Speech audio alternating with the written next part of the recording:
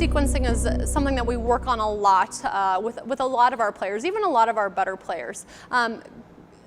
In terms of proper downswing sequencing, what we should see happen is from the top of the backswing, we should see that the hips initiate the movement and fire first, and then kind of the torso hits its peak speed, and then the arms.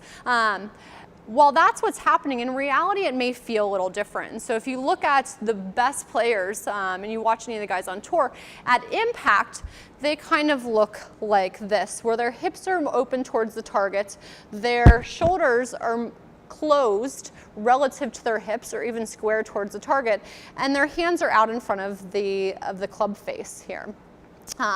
As opposed to what a lot of times what we see people do is, because everything moves together at the top of the backswing, we get that over the top and everything is really open in terms of the at impact. So their hips are open, their shoulders are open, and then we have to get handsy with it, and we see it flipping with the club instead of getting a nice solid contact through there. And so we try to work on the sequencing to avoid this kind of chest over the top movement and really get the arms to kind of drop down in the correct slot and get the hips rotating.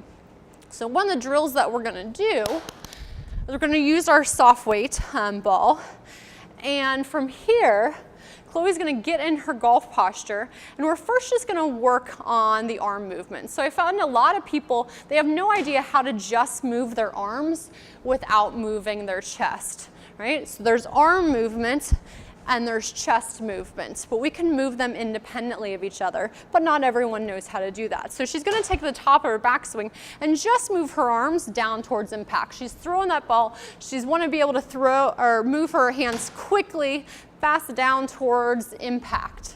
Right? The ball should just bounce right down by her right foot because she's keeping everything nice and closed right now. If she started to move her chest too much with it, we're going to see that the ball is going to go to the left towards the target because she's moving her chest and her shoulders as opposed to her arms. So that's kind of step one, is just moving the arms towards impact. Then as she gets more advanced, we're going to start to work the lower body in a little bit more. So she's still working the backswing, and now she's going to move her hands as well as her hips. So the goal is that when the ball hits the ground, that her hips are, go ahead and do that again, and hold that there, that her hips are open or rotated towards impact, her hands are nice kind of down by impact, and her shoulders and her chest are relatively closed as opposed to the hips. So they're more squared towards the target.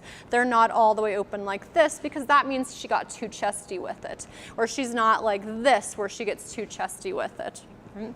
So if we see that again, she's going to take the top of her backswing.